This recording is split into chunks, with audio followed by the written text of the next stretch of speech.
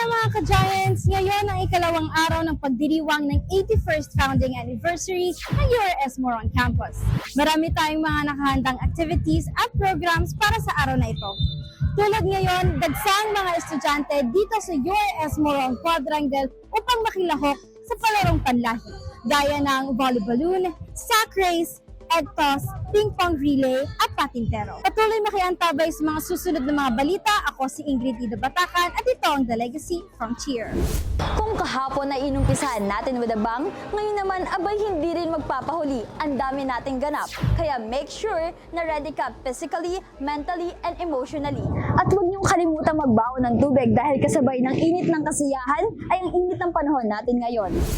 Kaya naman simulan na natin with some good news for your eyes. Dahil today, ongoing na ang free eye check-up. Kaya kung feeling mo, malabo na ang mata mo, hanggang bukas ay may chance ka. Huwag nang magpatumpik-tumpik pa, pila na. Habang may pa-eye check-up dyan, Camille, dito naman sa Open Grounds, feel na feel mo ang vibe sa pagiging Pinoy. Dahil ongoing na ang palarong panlahi. Kaya kung gusto mong balikan ang pagkabata mo, or kung gusto mong i-flex ang galing mo sa mga larong Pinoy, this is your chance. Camille, ano pang nagaganap dyan? Gutom na ba kayo?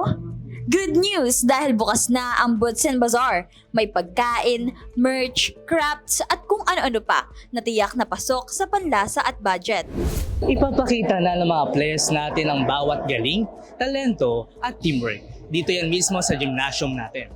Kaya cheer na sa department reps ninyo at huwag rin kalimutang respetuhin ang bawat laban. Kaya win or lose, let's keep it fun, friendly at full of hearts. URS Moron Campus, handa na ba kayong saksihan ang pinakahihintay na Campus Got Talent na gaganapin dito sa Eulogio Amang Rodriguez Tanghalang Sining ngayong alas 8 ng umaga. Ilang minuto na lang ay bubuksan na nila ang mga pinto para sa mga taga-suporta at manonood ng bawat kandidato. Ito si Ingrid Ida Batacan at ito ang The Legacy Frontier. Ang Campus Got Talent ay isang patimpalak na naglalayong ipakita ang iba't ibang talento ng mga mag-aaral. Layunin ng programa na bigyang daan ang pagkamalikhain at mahikayat ang kabataan na ipahayag ang kanilang galing sa sining at kultura.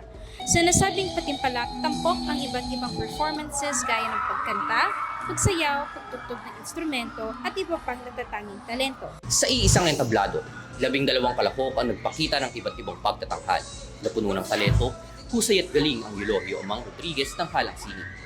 Kalakip ang masigab palakpakan at suporta mula sa kaibigan at kakilalang manonood ng mga kalahok. Ngunit ang natatanging kalahok ang nag-uwi ng kampyon at nakatungtong sa rurok ng patimpalak.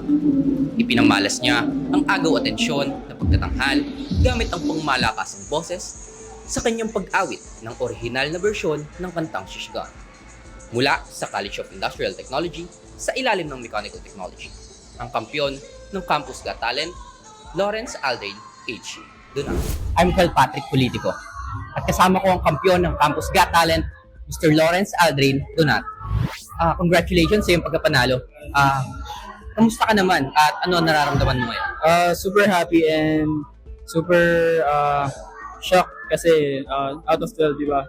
Nag-champion tayo and di rin ako nag-expect sa sarili ko kasi ang motto ko lang naman is ang tanging kalaban ko lang yung sarili ko.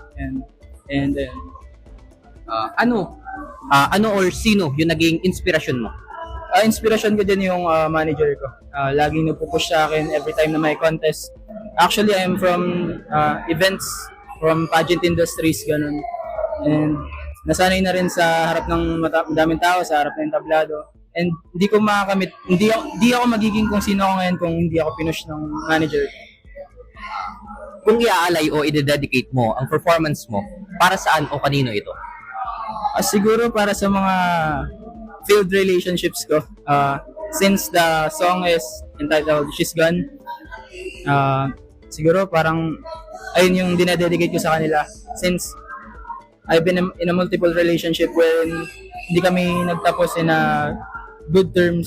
So parang ayun na lang yung nagsisilbing closure na lang sa kanila. Gaano katagal yung naging preparation mo para sa contest na ito? Siguro probably 2 to 3 days, ganun. Since Monday. Ganun siya katagal. Yan, thank you. Tunay na ipakita ng mga mag-aaral ng URS Moron Campus ang kanilang galing at talento. Muli ako si Ingrid Ida Batacan. At ako, si Carl Paten P. Politico. At ito, ang The Legacy Frontier, the truth to make a difference.